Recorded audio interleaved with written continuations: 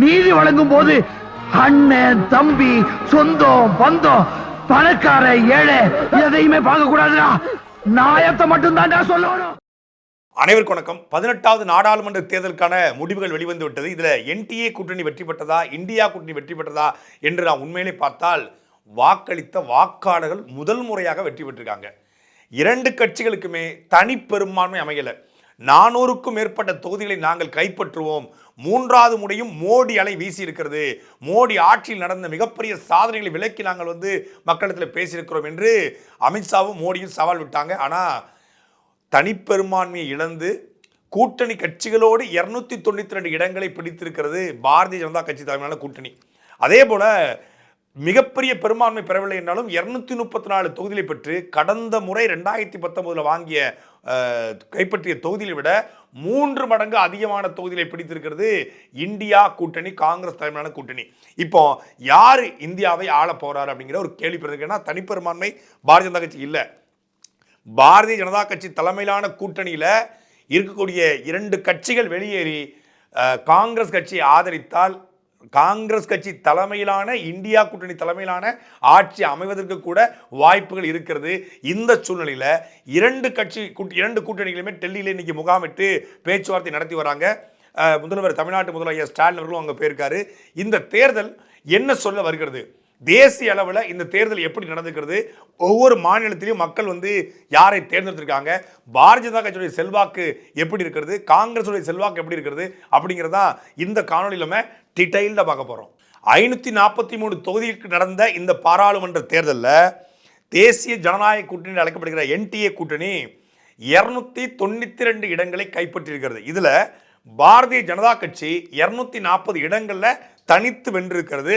அதே போல தெலுங்கு தேசம் 16 இடங்களையும், ஐக்கிய ஜனதாதளம் 12 இடங்களையும், சிவசேனை சிண்டே தலைமையிலான சிவசேனை 7 இடங்களிலும், லோக் ஜனசக்தி கட்சி ராம்விலாஸ் பாஸ்வான் கட்சி 5 இடங்களிலும், மதசார்பற்ற ஜனதாதளம் 2 இடங்களையும், ஜனசேனை 2 இடங்களையும், ராஷ்டிரிய லோக் தளம் 2 இடங்களையும், தேசியவாத காங்கிரஸ் 1 இடத்தையும், ஐக்கிய மக்கள் கட்சி லிபரல் 1 இடத்தையும், அசாம் கணபரிஷத் 1 இடத்தையும், அப்னாதளம் ஜோனிலால் 1 இடத்தையும், அனைத்து ஜார்க்கண்ட் மாணவர் சங்கம் 1 இடத்திலும், மதசார்பற்ற இந்துஸ்தானி அவாம் மோர்ச்சா 1 இடத்தையும் கைப்பற்றி 292 இடங்கள்ல பாரதிய ஜனதா தலைமையிலான அந்த தேசிய ஜனநாயக கூட்டணி வெற்றி பெற்றிருக்கிறது.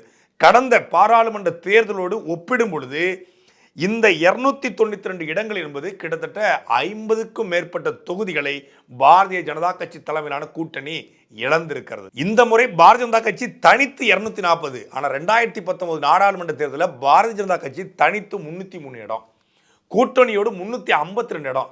இப்போ கூட்டணியோடு சேர்த்து 292 தான். அப்படின்னா கிட்டத்தட்ட கூட்டணியாக 60 இடங்களையும் தனித்து பாரதிய ஜனதா கட்சி 303 எங்க இருக்கு, 240 எங்க இருக்கு, 63 இடங்களை பாரதிய ஜனதா கட்சி தனியாக இழந்திருக்கிறது. அப்போ இந்தியா முழுமைக்கும் இந்த தேர்தல் மோடிக்கான தேர்தலா, பாரதிய ஜனதா கட்சிக்கான தேர்தலா என்று பார்த்தால் மோடியை வீழ்த்துவதற்கான தேர்தலாகத்தான் இது அமைந்திருக்கிறது.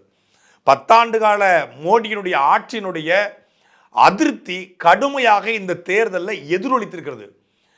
எந்த அளவுக்கு எதிரொலிச்சிருக்குன்னா, எதை முன்னிறுத்தி பாரதிய ஜனதா கட்சி ஆட்சி செய்ததோ, எதுக்காக பாரதிய ஜனதா கட்சி ஆட்சிக்கு வந்ததோ, எதை தங்களுடைய தேர்தல் பிரச்சாரமாக முன்னிறுத்தியதோ, சொல்லப்போனால் 100 ஆண்டு கால RSS உடைய கோட்பாடு ராமர் கோவிலை கட்டுறது தான். அந்த ராமர் கோவில் இருக்கக்கூடிய தொகுதியில் பாரதிய ஜனதா கட்சி தோல்வியை தழுவியிருக்கிறது. இது பாரதிய ஜனதா கட்சிக்கு விழுந்த மிகப்பெரிய அடி.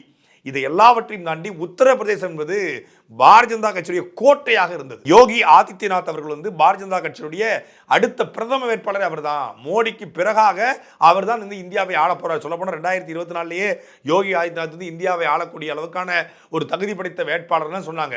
யோகி காலில் போய் ரஜினிகாந்த் தான் போய் விழுந்தார். அந்த அளவுக்கு யோகியுடைய செல்வாக்கு உயர்ந்திருப்பதாக பிஜேபி கொண்டாடியது. அந்த யோகி ஆதித்யநாத் முதலமைச்சராக இருக்கக்கூடிய உத்தரப்பிரதேசத்தில் அந்த ஊப்பியில் பாரதிய ஜனதா கட்சி கிட்டத்தட்ட 37க்கும் மேற்பட்ட இடங்களை இழந்திருக்கிறது. அந்த 37 இடங்களையும் காங்கிரஸ் கட்சி கைப்பற்றியிருக்கிறது. இது மிகப்பெரிய பின்னடைவாக கருதப்படுகிறது. அதே போல நிதிஷ்குமார் யாதவ் 37 இடங்களை கைப்பற்றிருக்காரு ஊப்பியில். இது பாரதிய ஜனதா கட்சிக்கும் காங்கிரஸுக்கும் நேர் எதிரான வாக்குகள். 2 பேருமே கைப்பற்றல. நிதிஷ்குமார் வந்து கைப்பற்றி கொண்டு போறாரு. அப்போ அவர்கிட்ட தான் இப்போ வந்து கூட்டணிக்கான பேச்சுவார்த்தைகள் வந்து போய்கிட்டு இருக்குது. இப்போ அவர் யார் கூட வராரோ அது கூடுதல் பலம் சேர்க்கும். நிதிஷ்குமார் பிஜேபி கூட போனாலும் பிஜேபிக்கு பலம் சேர்க்கும், காங்கிரஸ் கூட போனாலும் காங்கிரஸுக்கு பலம் சேர்க்கும். அதுக்கான பேச்சுவார்த்தைகள் ஒரு பக்கம் போயிட்டு இருக்கு. அதே போல இந்த பக்கம் ஒட்டுமொத்தமாக பாரதிய ஜனதா கட்சிக்கு பெரிய பலம் சேர்த்த ஒரு மாநிலம் அப்படின்னா அது மத்திய பிரதேசமும் ஒடிசாவும். ஒடிசாவில் கடந்த முறை வாங்கிய வாக்களை விட பாரதிய ஜனதா கட்சி பெரிய அளவில் வெற்றி பெற்றிருக்கிறது. அதுக்கு முக்கியமான காரணம் அங்கே வைத்த அவங்களுடைய இனவெறி அரசியல். அங்கே கார்த்திகேய பாண்டியன் இருக்காரு. கார்த்திகேய பாண்டியன் வந்து ஒரிசாவை கைப்பற்ற பார்க்குறாரு. ஒரு தமிழை பூரி ஜெகநாதர் கோயிலுடைய சாவியை எடுத்துகிட்டு போயிட்டாரு, திருடிட்டு போயிட்டாரு. அவர் வந்து ஒட்டுமொத்தமாக வந்து நவீன் பட்நாயக் பின்னணியாக இருக்கார். அவர் வந்து நவீன் பட்நாயக் இயக்குறாரு. நவீன் பட்நாயக்கில் முடியலை, அவர் வந்து முதலமைச்சர் வந்துடக்கூடாது, ஒரு தமிழை இங்கே ஆண்டக்கூடாதுன்னு வைக்கப்பட்ட விமர்சனங்களும் அவதூறுகளும் அந்த வெறுப்பு பிரச்சாரமும் இனவெறி அரசியலும் அங்கே வெற்றி பெற்றிருக்கிறது. அதுக்கு எதிராக ஒட்டுமொத்தமான மக்களும் வாக்களிச்சிருக்காங்க. சொல்ல போனால் பிஜு ஜனதா தளம் கடந்த முறை 12 தொகுதியை கைப்பற்றிருக்காங்க. இப்போ இந்த முறை வந்து ஒரு தொகுதியில் கைப்பற்ற முடியல. காங்கிரஸ் ஒரே ஒரு தொகுதியை மட்டும் ஒடிசாவில் கைப்பற்றிருக்கிறது. மற்றபடி முழுமையாகவே பாரதிய ஜனதா கட்சி வெற்றி பெற்றிருக்கிறது. மத்திய பிரதேசத்தில் 29 இடங்களில் பாரதிய ஜனதா கட்சி வெற்றி பெற்றிருக்கிறது. அதை தவிர்த்து விட்டு மற்றபடி ஸ்வைப்பா மோடி அலை, பாரதிய ஜனதா கட்சியின் அலை அப்படிலாம் வீசலை. கடந்த முறை 91 தொகுதிகளில் மட்டுமே வெற்றி பெற்ற காங்கிரஸ் கூட்டணி இந்த முறை 234 தொகுதியில் வெற்றி பெறுதுன்னா 3 மடங்கு வெற்றி. அது காங்கிரஸுக்காக விழுந்த வாக்குகளா, பாரதிய ஜனதா கட்சியுடைய எதிர்ப்பு வாக்குகளா என்று பார்த்தால் பாரதிய ஜனதா கட்சியுடைய எதிர்ப்பு வாக்குகள். தெலுங்கு தேசம், சிவசேனை, சிண்டே தலைமையிலான சிவசேனை, ஜனதாதள், இந்த 3 வந்து காங்கிரஸ் கூட்டணியில் கூடிய ஒரு பெரும்பான்மை கட்சி. அதாவது 10 சீட்டு, 12 சீட்டு, 9 சீட்டு, ஒரு 35க்கும் மேற்பட்ட இடங்களை இவங்க வெற்றி பெற்றிருக்காங்க. தெலுங்கு தேசமும் சிண்டே தலைமையிலான சிவசேனையும் ஜனதாதளும் எடுக்கிற முடிவை வைத்து தான் பாரதிய ஜனதா கட்சியை இனி நகர முடியும். பாரதிய ஜனதா கட்சியினுடைய குடுமி இப்போ கூட்டணி கட்சியில் மாட்டியிருக்கிறது. 292 இடங்களை கூட்டணியாக பிடிச்சிட்டாங்க. மோடி ஆட்சி அமைப்பதற்கான வாய்ப்புகள் இருக்கிறது. பேச்சுவார்த்தை தொடர்ந்து கொண்டிருக்கிறது.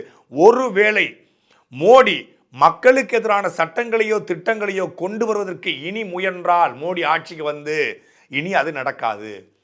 மக்கள் ஒரு சரியான தீர்ப்பை இந்த முறை வழங்கியிருக்காங்க. கடந்த நாடாளுமன்ற தேர்தலில் 303 சீட்டு கொடுத்ததுக்கு 20 மசோதாக்களை வந்து கண்டபடி ஏற்றுனாங்க. யாரை பற்றியும் கவலைப்படாமல் எந்த பெரும்பான்மையும் தேவையில்லை, நாங்களே ஒரு பெரும்பான்மை என்று சொல்லி பாராளுமன்றத்தில் அவங்களுக்கு இது இஷ்டப்பட்ட சட்டங்களை நிறைவேற்ற முடிந்தது. எந்த ரூலையும் மாற்ற முடிந்தது.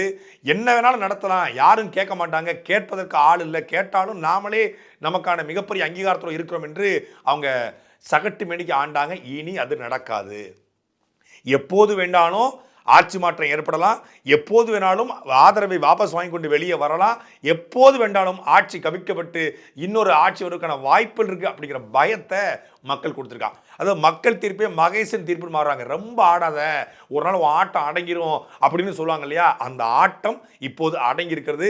பாரதிய ஜனதா கட்சியுடைய கொட்டம் அடங்கியிருக்கிறது. ஒருவேளை காங்கிரஸ் 234 ப்ளஸ் வந்து நிதிஷ்குமார், ஒரு தெலுங்கு தேசம், இவங்களாம் ஆதரவு கொடுத்து அவங்க ஒரு 272 பிடிச்சி ஆட்சிக்கு வராங்க அப்படின்னா கூட காங்கிரஸ் வந்தாலும் இதே நிலைமை தான். நீ 10 வருஷம் ஆட்சியில் இல்லை, 10 வருஷம் ஆட்சியில் இல்லைங்கிறதுக்காக இந்த ஆட்சியை பயன்படுத்தி நீ இஷ்டப்படி கொள்ளையடிக்க நினைச்சனா டக்குன்னு 4 பேர் வெளியே போவான், இல்லை டக்குன்னா 4 பேர் வந்து பிஜேபிக்கு போவான். அப்போ ஒரு ஸ்டேபிளற்ற இடத்துல மக்கள் வந்து தீர்ப்பை வழங்கியிருக்காங்க.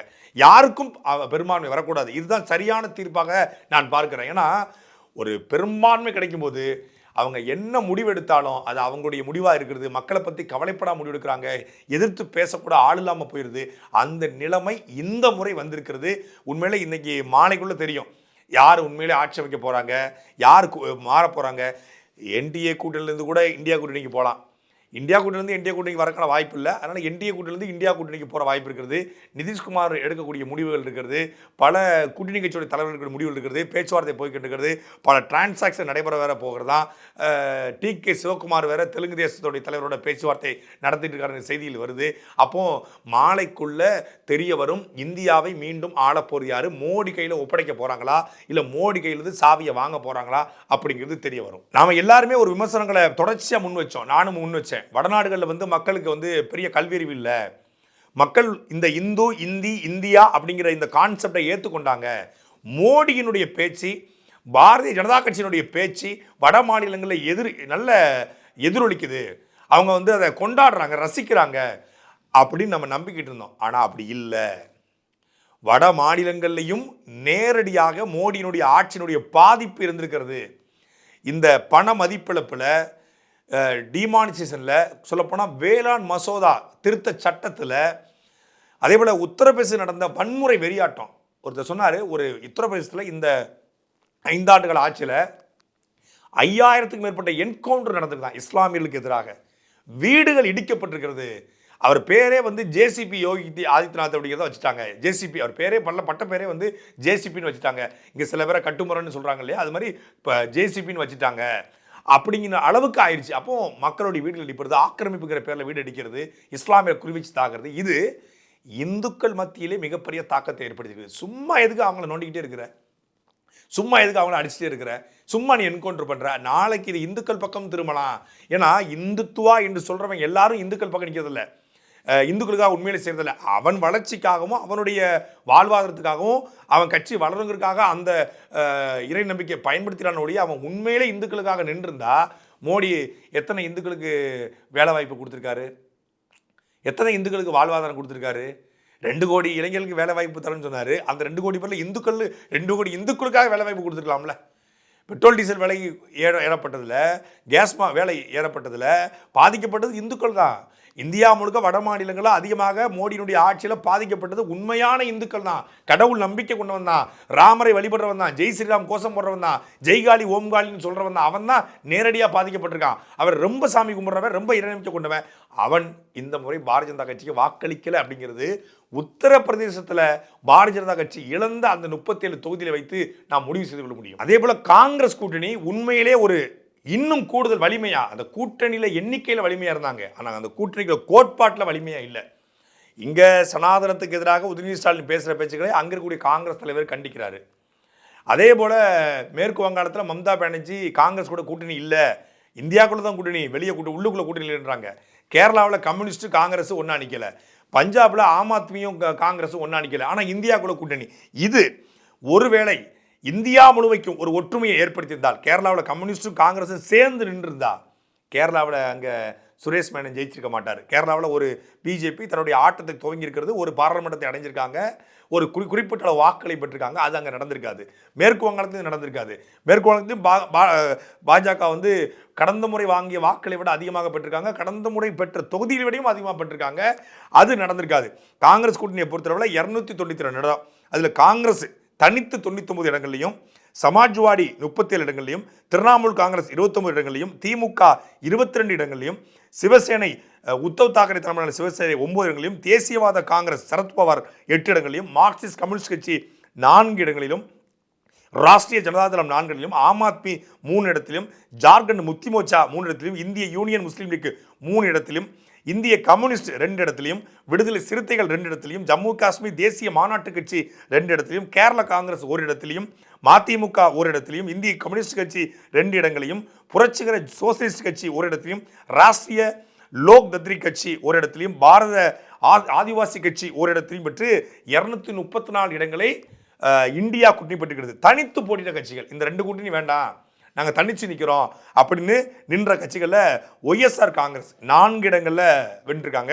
அதே போல் ஏஐஎம்ஐஎம் அவங்க 1 இடத்திலும், சிரோமணி அகோலிதளம் 1 இடத்திலும், ஜோரம் மக்கள் கட்சி 1 இடத்திலும், சிக்கிம் கிராந்திகாரி மோர்ச்சா 1 இடத்திலும், மக்கள் குரல் கட்சி 1 இடத்திலும், ஆசாத் ஜமாஜ் கட்சி கன்சிராமோடி கட்சி 1 இடத்திலும், சுயேட்சைகள் இந்தியா முழுக்க 7 இடங்களில் கைப்பற்றிருக்காங்க.